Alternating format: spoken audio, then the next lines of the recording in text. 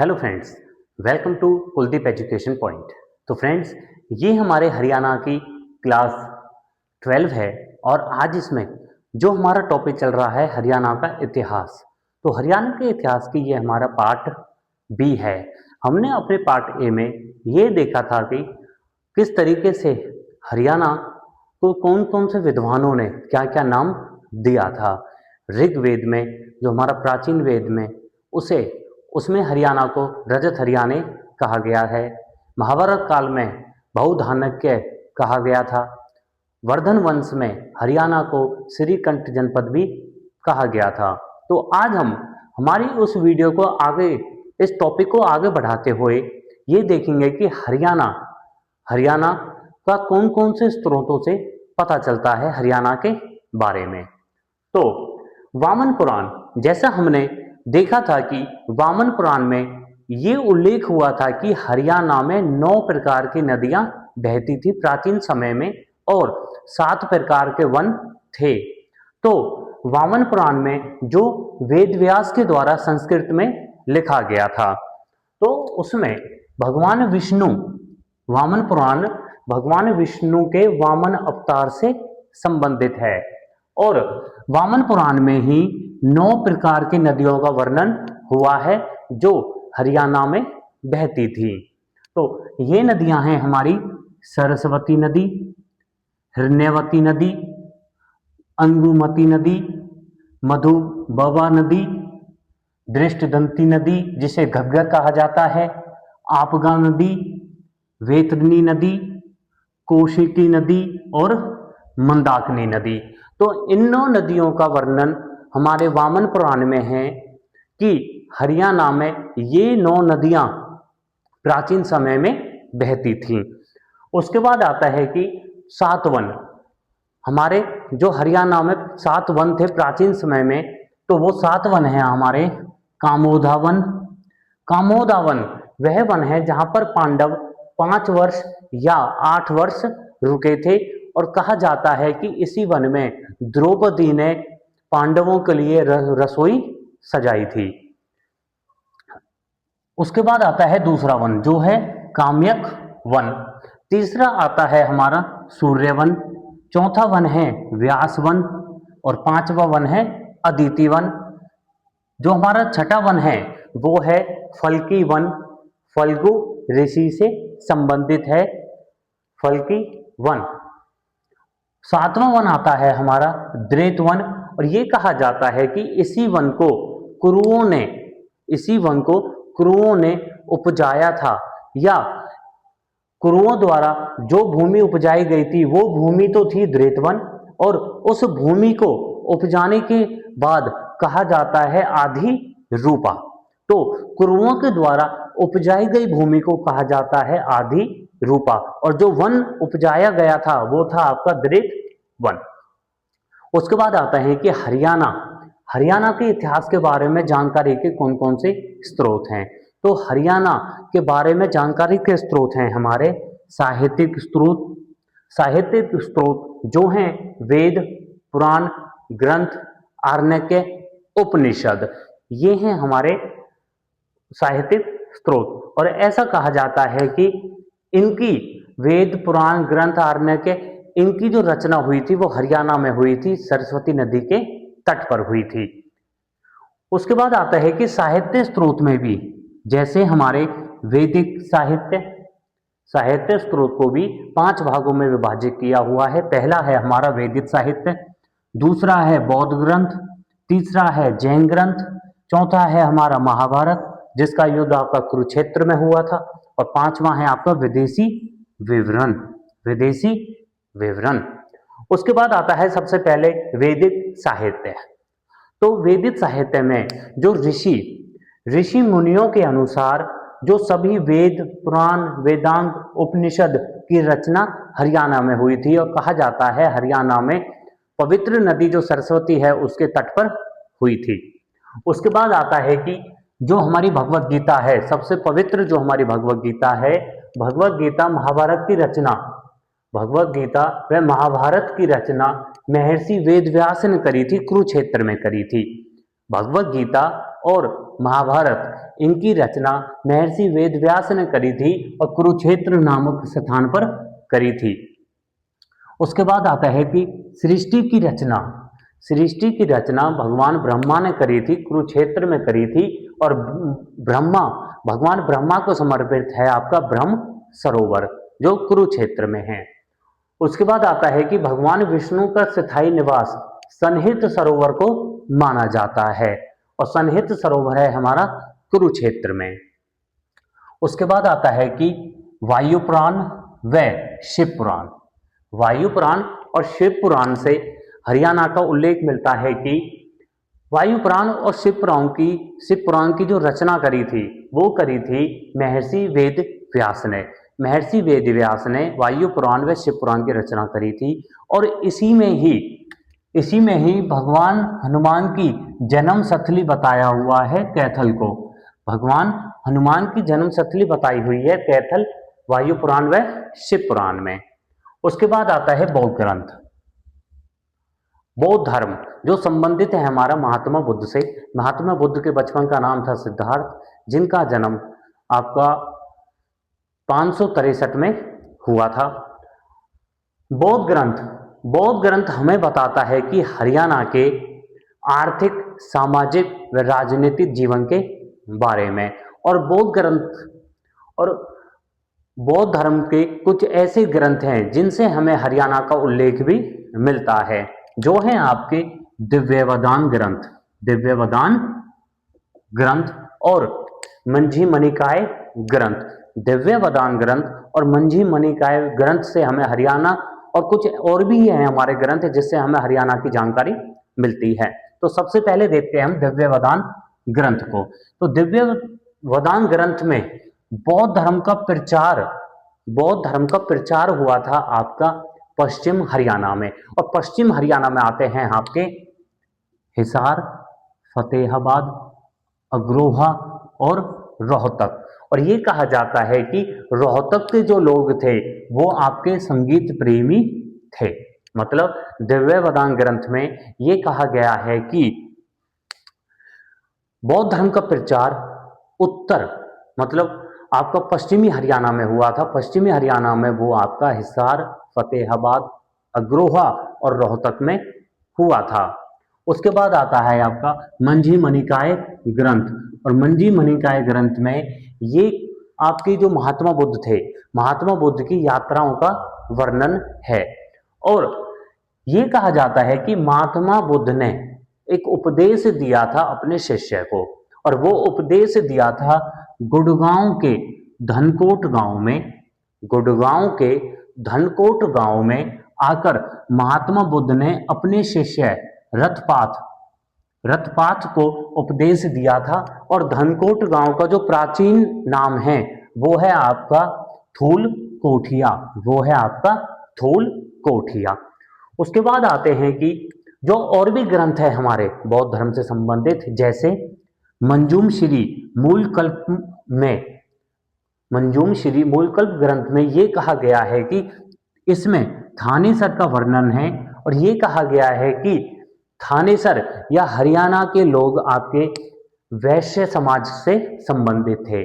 मतलब हमने जब अपने ऋग्वेद का जो हमारा प्राचीन वेद है उसमें 10 मंडल हैं, और 10वें मंडल में हमने 4 वर्ण के बारे में पढ़ा था, जो थे आपके ब्राह्मण, क्षत्रिय, वैश्य और शूद्र। तो जो वैश्य है ये कहा गया है हमारे मंजूम श्री मूलकल्प में कि थानेसर का वर्णन हुआ है इस ग्रंथ में। और ये कहा गया है कि थानेसर के लोग वैश्य समाज से संबंधित थे। उसके बाद आता है आपका चुलवग। और चुलवग में ये कहा गया है कि उस समय जो शक्तिशाली केंद्र था वो था आपका अग्रोहा। उसके बाद आता है कि सुंद, जो हमारा यमुनानगर में है, सुंद में आकर महात्मा बुद्ध ने उपदेश दिए थे। और इधर ही 5 विहारों की स्थापना हुई थी, 5 विहारों का निर्माण हुआ था। बौद्ध धर्म में हमने पढ़ा था कि विहार जो होते हैं वो जो बौद्ध भिक्षु होते हैं उनका निवास स्थान होता है। उसके बाद आता है हमारा चैनेटी का स्तूप, और चैनेटी का स्तूप है हमारा यमुनानगर में। और इसे चैनेटी के स्तूप को सबसे पुरानी धार्मिक इमारत भी कहा गया है। उसके बाद आता है कि अशोक, जो सम्राट अशोक थे, सम्राट अशोक ने बुद्ध की 300 फीट ऊंची बौद्ध स्तूप का निर्माण करवाया था।